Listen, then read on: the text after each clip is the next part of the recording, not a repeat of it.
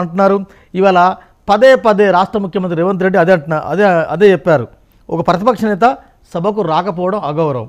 కానీ సేమ్ టైంలో టీఆర్ఎస్ నుంచి వస్తున్న రియాక్షన్ ఏంటి? కేసీఆర్ను చాలా చిన్నగా చూపే ప్రయత్నం, చిన్నగా చూసే కుట్ర, వారి చాంబరు కట్ చేయడం, ఆ అసెంబ్లీలో వారికి గౌరవం లేకపోవడం, ఇట్లాంటి కుట్రలు చేస్తున్నారని ఓవరాల్గా ఆ వర్షన్ ఈ వర్షన్ ఎట్లా చూస్తారు మీరు? ఖచ్చితంగా కేసీఆర్ని చిన్నగుచ్చే అంశం ఏదైనా కాంగ్రెస్కు బెడిసి కొడుతుంది. ఎందుకంటే 10 ఏళ్ళు ముఖ్యమంత్రి చేశాడు. తెలంగాణ ఇచ్చింది కాంగ్రెస్, బీజేపీ అయినా ఉద్యమించింది మాత్రం కేసీఆరే. ఆ గౌరవం ప్రజలకు ఉంది. వాళ్ళు చేసిన తప్పుల ఆధారతోటి అధికారం పోయింది, అది వేరే విషయం. ఇదే సందర్భంలో ఆయన రూము పెద్దదాన్ని చిన్న చేస్తే ఆయన చిన్న చేయడం సాధ్యం కాదు. కాబట్టి ప్రజల్లో ఆయన రాజకీయాలని, ఆయన తప్పుల్ని ఎండగట్టాలి తప్ప ఇటువంటి చేష్టలు ఇప్పుడు మన ఆంధ్రాలో అబ్సల్యూట్గా ఉన్నటువంటి జగన్ 50%కి వచ్చాడు. ఎందుకు వచ్చిందంటే చంద్రబాబు నాయుడు అరెస్ట్ చేసిన తర్వాత సానుభూతి మొత్తం పెరిగింది. ఇవాళ సర్వేలో 17 తెలుగుదేశానికి వస్తాయి, వైసీపీకి 8 వస్తాయని ఇండియా టుడే సర్వే చెప్పింది పార్లమెంటు. ఆ స్థితికి తెచ్చుకున్నారు. ఇక్కడ కూడా కేసీఆర్ ని చిన్నబుచ్చే ప్రయత్నం, కేసీఆర్ ని వ్యక్తిగత అనేటువంటిది పెద్ద దానివల్ల ప్రయోజనం ఉండేది. ఇది మొదటి అంశం. రెండవది, కేసీఆర్ అవతల తెలంగాణ భవన్కు పోతే ఆ విమర్శ వచ్చేది కాదు. ఆయన అనారోగ్యం కూడా పెద్ద మనిషి, అవసరమైనప్పుడు వస్తాడని సమర్థించుకోవచ్చు. కానీ అవతల తెలంగాణ భవన్కి పోయి యువతల బిఎస్సి సమావేశానికి కానీ, గవర్నర్ అడ్రస్ చేసిన సమావేశానికి కానీ రాకపోవడం ఖచ్చితంగా విమర్శకు తావిచ్చేటువంటి అవకాశం ఉంది. ఎందుకంటే BSc is a component to decide the facts and figures and policy matters. కాబట్టి ఎంతకాలం నడపాలి, ఏ విషయాల మీద నడపాలి, చర్చకి ఏ విషయాలు ఆగండి, ఇవి నిర్ణయించేది బిఎస్సి. కాబట్టి ఒక బిఎస్సి సమావేశానికి వచ్చిపోయి ఉంటే అది ఒక గంటో అర్ధగంటో దానికి వచ్చిపోయి ఉంటే ఆయనకు భౌతికంగా కూడా శ్రమేం కాదు. తర్వాత గవర్నర్ ప్రసంగం అప్పుడు కూడా ఏదో ఒకసారి ఒక అర్ధగంట కూర్చొని పోయి ఉంటే బాగుండేది. ఆయనకు 70 ఏళ్ళు వచ్చినాయి, ఇవాళ కాలు ఫ్రాక్చర్ అయి ఉంది, అనారోగ్యంగా ఉంది. కాబట్టి గంటల తరబడి కూర్చోలేదని ఏమైనా విమర్శించినా పెద్దగా రిసీవ్ చేసుకోరు. కానీ అసలే రాకపోతే ఖచ్చితంగా విమర్శ కొంత పనిచేసే అవకాశం ఉంది. రైట్. అంటే కేసీఆర్ను తక్కువ చేసి చూస్తున్నారు. 10 ఏళ్ళు రాష్ట్ర ముఖ్యమంత్రిగా ఉన్నారు, ఈ రాష్ట్రాన్ని తీసుకొచ్చిన వ్యక్తిగా. అందుకే అంటే కొంత ఉమిలేషన్ గురి చేస్తుంది కాంగ్రెస్. ముఖ్యంగా రేవంత్ రెడ్డి గారు ఆ ఉమిలేషన్కి గురి చేస్తున్నారు బీఆర్ఎస్ని. ముఖ్యంగా కేసీఆర్ని మాత్రం టార్గెట్ చేస్తున్నారు. ఈ అపాజు చాలా సీరియస్గా ఉంది. అది కేసీఆర్ని ఇప్పుడు టార్గెట్ చేయాల్సిన పని లేదు. ఎలక్షన్లో టార్గెట్ చేశారు, సక్సెస్ అయ్యారు. ఆయనలో ఏమేమైతే రాంగ్ ఉన్నాయో, ఏమేమి నెగిటివ్ అంశాలు ఉన్నాయో వాటన్నిటిని ఎక్స్పోజ్ చేసి అధికారంలోకి వచ్చారు. కాబట్టి ఇవాళ కాంగ్రెస్ ఏం చేస్తుందంటే కాంగ్రెస్ చేయాల్సిన పనులు 2. ఒకటి, వాళ్ళు ఇచ్చిన హామీలు అమలు చేయడం ద్వారా క్రెడిబిలిటీ పెంచుకోవచ్చు. రెండవది, గత ప్రభుత్వం చేసినటువంటి కుంభకోణాలు అవి బయట పెట్టడం ద్వారా కూడా క్రెడిబిలిటీ పెంచుకోవచ్చు. గత ప్రభుత్వం చేసినటువంటి కుంభకోణాలు బయట పెట్టడం తప్పు అనుకోవద్దు.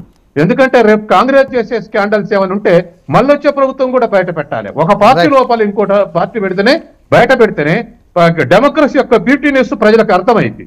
కాబట్టి వాళ్ళు చేసిన తప్పులు వీళ్ళు క్షమించుకొని, వీళ్ళు చేసిన తప్పుడు వచ్చేవాడు క్షమించుకుంటే మరి ప్రజల ధనం వృధా అవుతుంటే ఎవరు విమర్శిస్తారు? కాబట్టి ఖచ్చితంగా కాంగ్రెస్ చేస్తున్న పనైనా రేపు బీఆర్ఎస్ చేయాల్సిన పనైనా అదే. అందుకని దాన్ని రాంగ్ డైరెక్షన్ లో మనం అర్థం చేసుకోవద్దు. ఖచ్చితంగా ఆ ప్రజలు ఉండాలి. ఇవాళ అసెంబ్లీలో బీఆర్ఎస్ విమర్శిస్తుంటే ఆ విమర్శ ఉండాలి. గవర్నమెంట్ కరెక్ట్ నడవడికకు అది తోడ్పడుతుంది. రైట్. శ్వేత గారు గుడ్ ఈవినింగ్. నమస్తే అండి, లేట్గా జాయిన్ అయ్యారు. కల్వ శ్వేత గారు. రైట్. మీరు తెలంగాణలో అంటే రాచరిక పోకడలు ఉన్నాయి బీఆర్ఎస్లో, అదేవిధంగా గత తెలంగాణ ప్రభుత్వంలో రాచరిక పోకడలు ఉన్నాయి. ఆ రాచరిక పోకడలను మేము రూపుమాపుతున్నాం. అందుకే తెలంగాణ చిహ్నాన్ని మారుస్తున్నాం, టీఎస్ను టీజీగా మార్చాం, తెలంగాణ తల్లి రూపురేఖలు మారుస్తున్నాం. అంటే కేవలం ఇవి మారుతూనే మీకు ఈ రాష్ట్రం మార్పు అనుకుంటున్నారా? అంటే కేసీఆర్ మార్క్ని పూర్తిగా చెరిపేసి కుట్ర చేస్తున్నారా మీరు? గుడ్ ఈవినింగ్ అండి 99 ఛానల్కి, అలాగే నా తోటి పార్టిసిపెంట్స్కి, ప్రేక్షకులకు కూడా. అంటే మార్క్తో పాటు మేము చేస్తున్నటువంటి అభివృద్ధి కానీ ప్రజల వద్దకు మేము ప్రజాపాలన చేస్తున్నది కనబడలేదు అని అంటే అది బీఆర్ఎస్ వాళ్ళ మాట. ఇది ప్రజలు మాట్లాడుకునే మాట కాదు. ప్రజలు ఎవరు కూడా దీని మీద కాంగ్రెస్ కేవలం పేర్లు మార్చి పబ్బం గడుపుకుంటుంది అనే మాట తెలంగాణలో ఏ ఒక్కరి నోట కూడా వినవలేదు. ప్రజాస్వామ్యాన్ని కోరుకునే వాళ్ళు, ప్రజల పరిపాలన కోరుకునే వాళ్ళు ఎవరు కూడా అనలేదు.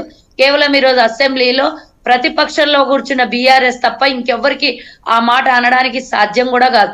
ఎందుకంటే ప్రతి ఒక్క విషయంలో ఈరోజు మేము ప్రభుత్వం ఏర్పాటు చేసి 60 రోజుల్లో మేము ప్రక్షాళన చేయడం కోసం గత ప్రభుత్వం కుక్కలు చింపిన ఇస్తరాకిలాగా తెలంగాణని మార్చేస్తే ఇప్పుడే తెలంగాణ వచ్చిందా అన్నట్టుగా ప్రజలు గాని అధికారులు గాని ఫీల్ అవుతున్న సమయంలో ఈరోజు కేవలం మేము పేర్లు మారుస్తున్నామని వారి అవివేకం మాటలు తప్పించి వేరే ఏం లేవు వాళ్ళకి. ఎందుకంటే చెప్పుకోవడానికి కాదండి సుజాత గారు, మీరు పాయింట్ రండి.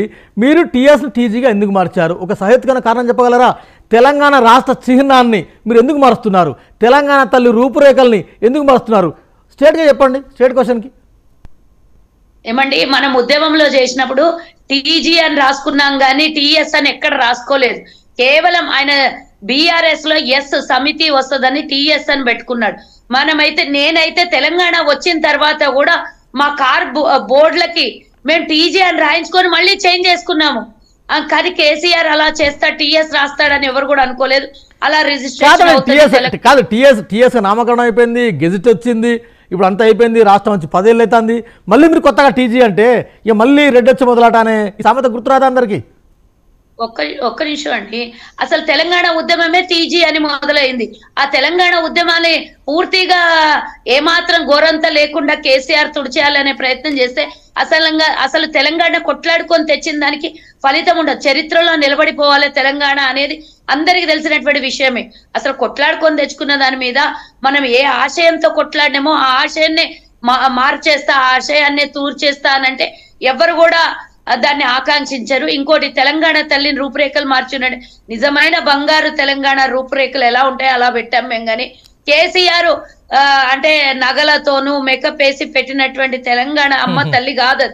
మనం ఆనాడు తెలంగాణ తల్లిని చూపించిన తెలంగాణ ఏదైతే ఉందో అదే తెలంగాణ తల్లిని మళ్ళీ మేము చేస్తున్నాం. ఎందుకంటే ఇది మళ్ళీ ఎవరో వచ్చి మార్చడానికి వీలు లేకుండా మేము నిజమైన తెలంగాణని, నిజంగా తెలంగాణ భాషని, తెలంగాణ ఉద్యమాన్ని గౌరవించిన వాళ్ళం కాబట్టి మేము అది మళ్ళీ అప్పుడే మేము చేయమని చెప్పాము. ఎందుకు నేనే సాక్షిని.